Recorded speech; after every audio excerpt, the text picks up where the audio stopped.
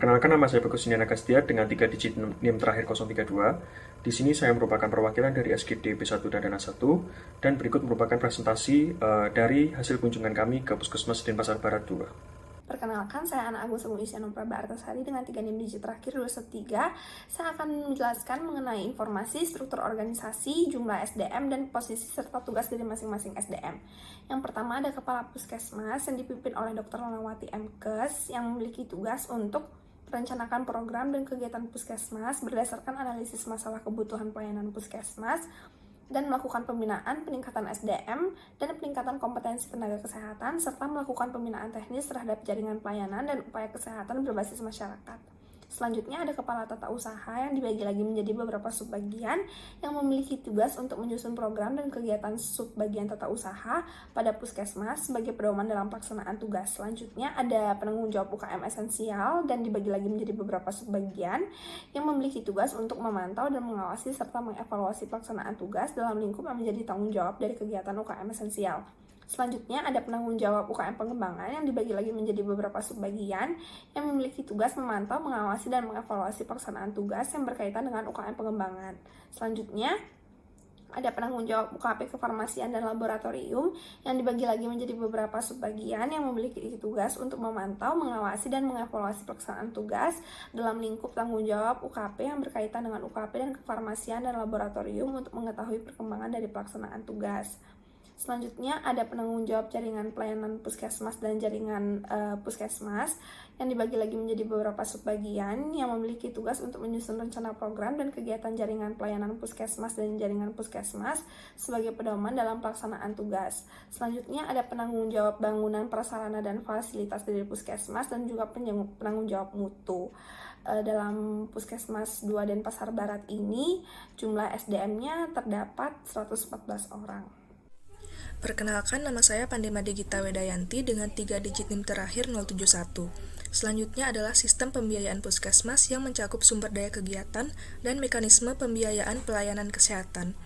Jadi sumber dana Puskesmas ini terdiri dari 3 sumber, yaitu dana operasional Puskesmas, kemudian jaminan kesehatan nasional, dan yang terakhir dana alokasi khusus non-fisik. Untuk dana operasional Puskesmas dialokasikan untuk kegiatan-kegiatan yang menunjang operasional Puskesmas, termasuk kegiatan pemeliharaan gedung dan mobil. Sumber dana yang kedua, yaitu jaminan kesehatan nasional, dialokasikan untuk 2 kegiatan. Yang pertama, sarana dan prasarana, dan yang kedua, jasa pelayanan. Dana jasa pelayanan dialokasikan untuk membayar jasa pelayanan seluruh pegawai yang ada di Puskesmas. Kemudian yang ketiga, dana alokasi khusus non-fisik dialokasikan untuk kegiatan promotif preventif, seperti pemeriksaan ke sekolah-sekolah, penyuluhan, survei kesehatan, kunjungan rumah, pelatihan, dan posyandu. Perkenalkan, nama saya Steven. Dengan 3 di terakhir 110, hari ini saya akan menjelaskan terkait manajemen Puskesmas dari perencanaan, implementasi, dan evaluasi kegiatan. Jadi yang pertama akan dilakukan observasi terhadap kegiatan pada tahun lalu, kemudian dilakukan evaluasi kinerja, kemudian dilihat dari permasalahan yang ada dan disesuaikan juga dengan kebutuhan dari masyarakat. Selanjutnya, setelah dilakukan hal tersebut, kita akan menetapkan program yang ada, kemudian menentukan nilai capaiannya. Setelah program dijalankan, dilakukan monitoring, kemudian dilakukan evaluasi sesuai dengan data yang ada dan disesuaikan lagi dengan capaian yang harus dicapai sebelum memulai atau sebelum implementasi program dilakukan. Nama saya Belatri Sagung Saraswati, NIM 152. UKM esensial yang ada di Puskesmas 2 dan Pasar Barat. Yang pertama, ada perawatan kesehatan masyarakat atau disingkat Perkesmas, dengan kegiatannya Puskesmas keliling, posyandu, kunjungan ke rumah warga oleh petugas Puskesmas. Kemudian yang kedua, ada promosi kesehatan, dengan kegiatannya penyuluhan PHBS di sekolah dasar, pendampingan survei keluarga sehat, sosialisasi kesehatan reproduksi di SMP, penyuluhan cuci tangan 6 langkah di Banjar. Kemudian yang ketiga, ada pelayanan kesehatan keluarga, dengan program Indonesia Sehat dengan pendekatan keluarga atau disingkat PISPK. Kemudian ada upaya kesehatan lingkungan, dengan kegiatannya yaitu pengelolaan air limbah, dan ada juru pemantau jentik atau jumanti. Kemudian untuk UKM esensial selanjutnya ada upaya perbaikan gizi masyarakat, yaitu dengan kegiatannya pembagian tablet tambah darah setiap hari Jumat untuk mencegah anemia, atau dengan nama program yaitu Gemar Tercantik, dengan kepanjangan Gerakan Jumat dengan Pil Pintar Sehat dan Cantik. Kemudian ada upaya pemberantasan penyakit menular, dengan kegiatannya aksi pembagian masker untuk warga sekitar dan juga ada program imunisasi. Selanjutnya, ada upaya pencegahan dan pemberantasan penyakit tidak menular, dengan kegiatannya screening yang meliputi pengukuran tinggi badan, berat badan, lingkar perut, pemeriksaan gula darah, kolesterol, asam urat, tes penglihatan, dan tes pendengaran. Saya Vicky Samantha, NIM 079. Selanjutnya ada UKM pengembangan yang dibagi menjadi 3. Yang pertama, pencegahan dan penanggulangan penyakit gigi dengan diadakannya penyuluhan dan bimbingan sakit gigi massal di SD supaya siswa dapat menerapkan cara menyikat gigi dengan benar. Lalu ada pelayanan kesehatan tradisional dengan kegiatan asuhan mandiri pemanfaatan toga atau taman obat keluarga dan keterampilan akupressure. Yang terakhir ada program gangguan indera dan fungsional dan dilakukan deteksi dini. Perkenalkan, nama saya Widya Harawati dengan NIM 175 dari SGD B1. Upaya kesehatan perorangan atau UKP dan pelayanan penunjang yang ada di Puskesmas dan Pasar Barat 2, serta bentuk dari masing-masing pelayanan tersebut adalah sebagai berikut. Di mana program yang terdapat pada Puskesmas sifatnya itu lebih kuratif, yakni lebih kepada penyembuhan bukan promotif dan juga preventif. Kemudian jenis pelayanan UKP-nya di antara lain pelayanan pendaftaran, pelayanan poli gigi, pelayanan poli umum, pelayanan imunisasi, pelayanan rawat inap, pelayanan persalinan, dan juga pelayanan laboratorium. Kemudian bentuk kegiatan inovasi yang dikembangkan oleh Puskesmas, yakni pada inovasi imunisasi, terdapat ngobrol asik seputar imunisasi atau ngobrol seni. Kemudian ada surat catatan imunisasi dasar dan lanjutan untuk kunjungan ulang atau surat cintaku, dan grup WA Mama Centil cepat dan tanggap imunisasi dasar lengkap. Kemudian pada inovasi KIA atau Kesehatan Ibu dan Anak, terdapat grup WA Imut Cantik, Ibu Muda Cepat Antisipasi Risiko Tinggi dan Komplikasi, Kifas Cinta, kunjungan Ibu Nifas berkualitas untuk cegah kematian ibu dan balita, dan kelas ibu hamil dengan prenatal yoga. Pada inovasi remaja, terdapat Posmadu Senapati atau Posyandu Remaja Terpadu Sehat dan Bersimpati. Baik, perkenalkan, nama saya Sergio Timothy Kurnia dengan 3 digit NIM terakhir 006. Jadi di sini saya akan menjelaskan terkait mekanisme pembiayaan yang digunakan oleh pasien di Puskesmas 2 dan Pasar Barat. Jadi dalam Puskesmas 2 dan Pasar Barat terdapat 3 mekanisme pembiayaan yang dapat digunakan oleh pasien.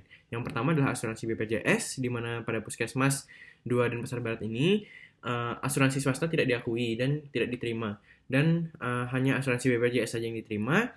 Dan pada Puskesmas ini, bila pasien memiliki BPJS dengan kapitasi, maka pasien akan bebas dari biaya untuk seluruh pelayanan kesehatan, mulai dari pemeriksaan penunjang, sampai tindakan dan juga pemberian obat.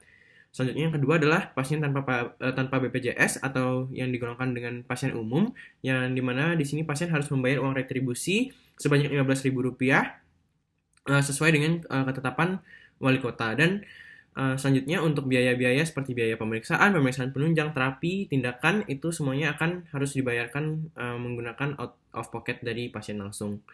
Dan yang terakhir adalah program pemerintah, di mana bila pasien di sini memiliki penyakit TBC atau HIV, infeksi menular seksual, ataupun penyakit dengan program pemerintah lainnya, maka di sini pasien cukup hanya membayar uang retribusi saja sebanyak Rp15.000. Namun untuk seluruh biaya pemeriksaan penunjang, tindakan, dan juga obat-obatan akan ditanggung oleh pemerintah secara langsung. Dan di sini obat-obat seperti ARV, penisilin G injeksi, dan juga terapi-terapi lainnya itu sudah mendapatkan pendanaan langsung dari pemerintah sebagai salah satu program pemerintah, sehingga di sini akan digratiskan untuk pasien dengan penyakit-penyakit tersebut. Mungkin sekian dari saya, terima kasih. Perkenalkan, nama saya Putu Rizya Sadoputra dengan 3 digit NIM terakhir 020. Secara keseluruhan, jumlah total rujukan yang dilakukan oleh Puskesmas dan Pasar Barat 2 di tahun 2022 per bulan Oktober sebanyak 3.972 rujukan, serta 2.017 rujukan yang hanya ada dari poli umum, seperti pada tabel. Rujukan paling banyak dilakukan pada bulan Agustus. Sehingga rata-rata rujukan yang dilakukan oleh Puskesmas dan Pasar Barat 2 perharinya berkisar antara 13 sampai dengan 14 rujukan secara keseluruhan. Sistem rujukan pasien didasarkan atas keikutsertaan JKN dan juga jenis kegawat daruratan penyakit. Pasien non-gawat darurat yang pendanaannya menggunakan JKN wajib dilakukan rujukan berjenjang ke rumah sakit tipe C terlebih dahulu. Sedangkan pasien non-gawat darurat yang pendanaannya melalui jalur umum dapat melakukan rujukan tanpa mengikuti jenjang fasilitas kesehatan. Akan tetapi, pasien dengan kasus kegawat daruratan pada seluruh sistem pembayaran dapat dilakukan rujukan tanpa mengikuti jenjang fasilitas kesehatan. Perkenalkan, nama saya Isma Tiffany dengan 3 digit NIM terakhir 070. Puskesmas dan Pasar Barat 2 dapat merujuk penyakit di luar 144 diagnosa penyakit yang ditetapkan oleh JKN. Dan ada beberapa penyakit dalam 144 diagnosis tersebut yang dapat dirujuk, yaitu hipertensi yang belum terkendali, diabetes dengan penyakit jantung, asma, kanker, dan kasus gawat darurat. Kemudian, 3 besar penyakit yang dirujuk oleh Puskesmas dan Pasar Barat 2 ke rumah sakit ialah hypertensive heart disease, non-insulin dependent diabetes mellitus atau diabetes mellitus tipe 2, dan chronic ischemic heart disease. Perkenalkan, nama saya Gusti Bagus Aryadi Kusumajaya dengan 3 digit NIM terakhir 197. Jadi wabah yang terjadi di lingkungan Puskesmas dalam 3 tahun terakhir adalah COVID-19. Jadi strategi yang bisa dilakukan Puskesmas dalam menangani wabah tersebut antara lain, yang pertama, melakukan perencanaan saat terjadi wabah. Pelayanan kesehatan termasuk Puskesmas mempersiapkan hal apa saja yang diperlukan untuk menangani bencana seperti COVID-19, seperti fasilitas screening, vaksinasi, cek kesehatan, dan lain-lain. Yang kedua, mempersiapkan tim surveillance untuk melihat bagaimana perkembangan kasus COVID-19, terutama di wilayah Puskesmas dan Pasar Barat. Dan yang ketiga adalah melakukan kegiatan 3T, yaitu tracking, testing, dan treatment. Perkenalkan, saya Claudia Felicia Limanda dengan NIM 19025110058. Sekarang saya akan menjelaskan untuk cakupan kepesertaan JKN di wilayah Puskesmas. Dana JKN di sini tidak banyak membiayai biaya di Puskesmas, hanya dapat membiayai aspek-aspek seperti sarana prasarana dan jasa pelayanan. Untuk sarana prasarana atau peralatan kesehatan hanya cukup untuk biaya obat, bahan habis pakai, bahan cetak, dan bahkan itu pun sudah digantikan oleh Puskesmas, reagen lab, wifi, dan telepon. Untuk jasa pelayanan digunakan untuk membiayai jasa seluruh pegawai di Puskesmas. Sekian yang bisa saya jelaskan, selanjutnya akan dijelaskan oleh teman saya. Terima kasih. Baik, perkenalkan, nama saya Nengaraka Swastika dengan 3 digit NIM terakhir 022. Evaluasi hasil pelaksanaan program, di mana saya akan menjelaskan mengenai indikator keberhasilan masing-masing UKM esensial dan UKP di Puskesmas. Untuk tiap program ini memiliki indikator keberhasilannya masing-masing. Contohnya, UKM esensial pada pelayanan kesehatan ibu, untuk indikator itu adalah apakah pemeriksaan ANC lengkap dan sempurna, apakah sudah dilakukan inisiasi ibu menyusui, dan lain sebagainya. Jadi, terdapat indikator dan target yang harus dicapai dalam 1 tahun yang telah ditetapkan oleh Dinas Kesehatan pada awal tahunnya. Kemudian untuk penilaian yang digunakan adalah penilaian kinerja Puskesmas, di mana pada akhir tahunnya, indikator dan target akan nilai hasil dan capaiannya. Kemudian, target capaian tiap programnya diatur oleh SK indikator dan target kinerja, di mana rentangan target capaian ditetapkan bersisar antara 80-100%. Untuk hasil itu sendiri dalam rentangan baik, sedang, cukup, atau kurang. Baik, perkenalkan, nama saya Nyoman Sudesmara dengan NIM belakang 179. Jadi UKM esensial merupakan upaya untuk meningkatkan kesehatan masyarakat. Jadi UKM esensial memiliki 5 program dasar, yaitu pelayanan promosi kesehatan, pelayanan kesehatan lingkungan, pelayanan kesehatan ibu, anak, dan keluarga berencana, pelayanan gizi, dan pelayanan pencegahan dan pengendalian penyakit. Jadi di Puskesmas dan Pasar 2, UPM esensial dibagi menjadi 7 program, yakni perawatan kesehatan masyarakat atau Perkesmas, lalu promosi kesehatan, pelayanan kesehatan keluarga, upaya kesehatan lingkungan, upaya perbaikan gizi masyarakat, upaya pemberantasan penyakit menular, dan upaya pencegahan pemberantasan penyakit tidak menular. Jadi adapun indikator untuk menilai kinerja setiap program itu berbeda-beda. Contohnya pada program pelayanan kesehatan keluarga, indikator yang digunakan adalah angka kematian balita. Itu juga cakupan ibu hamil yang melaksanakan pemeriksaan kehamilan pertama, K1 dan persentase lansia yang mendapat pelayanan kesehatan dan lain-lain. Lalu ada UKP, yaitu suatu kegiatan dan atau serangkaian kegiatan pelayanan kesehatan yang ditujukan untuk peningkatan, pencegahan dan penyembuhan penyakit, pengurangan penderita akibat penyakit, dan memulihkan kesehatan perorangan. Jadi di Puskesmas dan Pasar Barat 2, guna meningkatkan upaya pengobatan tiap pasien, Puskesmas memberikan pelayanan yang bermutu, merata, dan terjangkau. Hal tersebut dievaluasi menggunakan indikator berdasarkan sistem akreditasi. Terima kasih. Selamat pagi dokter dan juga teman-teman. Perkenalkan nama saya Nian Nuliandari dengan 3 digit NIM terakhir saya 131 dan sekarang saya akan membahas sedikit mengenai evaluasi hasil pelaksanaan program upaya kesehatan masyarakat esensial dan juga UKP yang ada di Puskesmas. Jadi di sini yang pertama kita bisa lihat terdapat beberapa poin-poin mengenai upaya kesehatan masyarakat esensial yang ada di Puskesmas 2 dan Pasar Barat. Yang pertama di sini ada perawatan kesehatan masyarakat atau Perkesmas, promosi kesehatan, pelayanan kesehatan keluarga, upaya kesehatan lingkungan, upaya perbaikan gizi masyarakat, upaya pemberantasan penyakit menular, dan juga pencegahan dan pemberantasan penyakit tidak menular. Untuk rata-rata seluruh capaiannya terdapat 88,5%, dengan nilai tertinggi yaitu berada di Perkesmas, dengan hasil cakupan 100% dan juga nilai terendah berada pada upaya pencegahan dan pemberantasan penyakit tidak menular. Next. Dan slide selanjutnya di sini terdapat upaya kesehatan masyarakat dalam pengembangan atau UKM pengembangan, yang dimana di sini terdapat 3 poin. Yang pertama ada pencegahan dan penanggulangan penyakit gigi, pelayanan kesehatan tradisional, program gangguan indera dan fungsional. Untuk rata-rata seluruh pencapaiannya yaitu 88,89%. Dan yang terakhir di sini ada upaya kesehatan perorangan atau UKP yang terdiri dari 3 poin, yaitu ada upaya pengobatan, upaya pemberantasan penyakit tidak menular, dan juga puskesmas dengan rawat inap. Dengan rata-rata hasil capaian 81,48% dengan nilai tertinggi berada pada puskesmas dengan rawat inap yaitu 100%, dan nilai terendah berada pada upaya pemberantasan penyakit tidak menular. Perkenalkan, nama saya Cakodai Serintan dalam Sekolati dengan 3 digit NIM terakhir 231. Baik, berdasarkan tabel yang sebelum ini dijelaskan oleh teman saya, terdapat 2 program UKM dan 1 program UKP yang belum mencapai target cakupan. Di antaranya adalah program upaya pencegahan dan pemberantasan penyakit tidak menular dan pelayanan kesehatan tradisional pada UKM, serta upaya pemberantasan penyakit tidak menular pada UKP.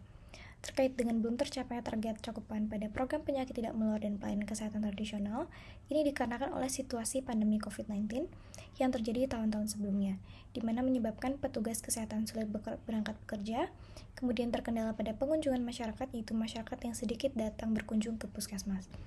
Adapun saat ini memang pandemi COVID-19 sudah mereda, namun persentase capaian tersebut merupakan perhitungan kumulatif semenjak Januari 2022 hingga September 2022. Sehingga capaian masih dikatakan belum memenuhi target.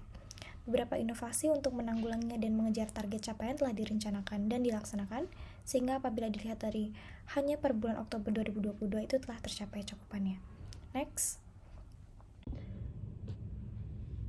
Perkenalkan, nama saya Nareswara dari SGD B1. Saya ingin menjelaskan mengenai upaya yang dapat dilakukan puskesmas untuk memperbaiki cakupan program atau pelayanan yang belum mencapai target. Yang mana di sini terkait dengan PTM atau penyakit tidak menular adalah melakukan screening terhadap masyarakat usia 15-15 tahun yang dilakukan 1 tahun sekali dengan melakukan yang pertama pengukuran darah, lalu yang kedua ada antropometri, dan yang ketiga ada gula darah. Puskesmas juga memiliki suatu inovasi yaitu Sini Cantik yang kepanjangannya deteksi dini cara aman cegah penyakit kronik. Puskesmas dan Pasar 2 juga sudah memulai untuk membuat jadwal ke desa, ke Banjar, ke tempat pelayanan umum yang mana untuk melakukan screening tersebut. Selain yang belum pernah melakukan screening, pengukuran antropometri tadi, pemeriksaan golongan darah, itu juga diperiksa. Dari segi kumulatif, bulan Januari sampai Oktober itu belum tercapai. Khusus bulan Oktober sudah tercapai. Namun dengan inovasi ini, utang yang belum tercapai sangat banyak sehingga belum semuanya terjangkau. Upaya program lainnya ini terkait dengan pelayanan kesehatan tradisional dilakukan lebih banyak di dalam gedung. Di antaranya yaitu asuhan mandiri akupressure, asuhan mandiri ramuan herbal, dan juga pembinaan tanaman obat keluarga. Terima kasih. Saya Putri Agnes Monika dengan 3 digit NIM terakhir 100, izin untuk menjelaskan mengenai jumlah penduduk dari Puskesmas 2 dan Pasar Barat, seks rasio, dan juga untuk persebaran usia dari Puskesmas 2 dan Pasar Barat. Jadi untuk Puskesmas 2 dan Pasar Barat ini adalah puskesmas dengan perkotaan dengan fasilitas non-rawat inap, tetapi ada fasilitas untuk persalinan yang didirikan pertama kali pada tahun 1984, di mana Puskesmas 2 dan Pasar Barat ini membawahi 53 banjar dengan 5 desa lingkungan, di mana desa lingkungan yang paling padat adalah di Kelurahan Dauhpuri karena wilayah luasnya paling kecil, tetapi penduduknya padat. Dan total penduduk yang ada di Puskesmas 2 dan Pasar Barat itu adalah 153.398 jiwa. Dan untuk perhitungan seks rasionya didapatkan 96,18%, yang dihitung dari jumlah penduduk laki-laki dibagi dengan jumlah penduduk perempuan. Untuk jumlah penduduk laki-laki ada 78.190 jiwa, sedangkan untuk jumlah penduduk perempuan ada 75.208 jiwa. Lalu untuk komposisi umurnya bisa dilihat untuk next slide-nya pada tabel kita lihat bahwa untuk komposisi umur mayoritas yang datang ke Puskesmas 2 dan Pasar Barat adalah usia 20-24 tahun. Sekian dari saya, terima kasih. Baik, perkenalkan saya Maditya Sabirama dengan NIM 37112. Jadi untuk 10 besar penyakit di UPTD Puskesmas 2 dan Pasar sejak Januari sampai dengan Oktober 2022 adalah bisa dilihat pada tabel berikut.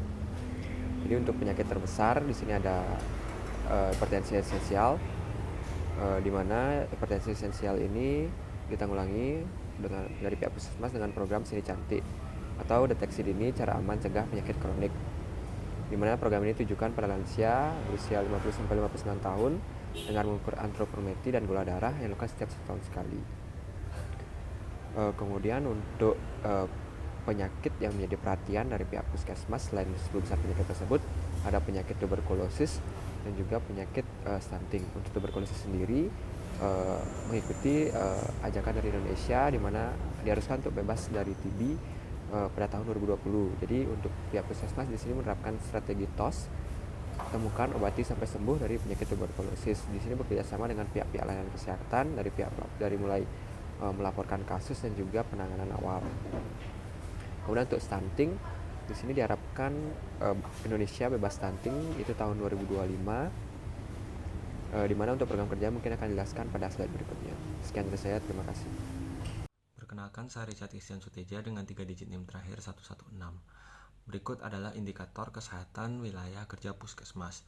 Dapat dilihat pada tabel berikut untuk jumlah anak yang mengalami obesitas, stunting, wasting, dan underweight pada ke-6 wilayah kerja di Puskesmas dan Pasar Barat 2.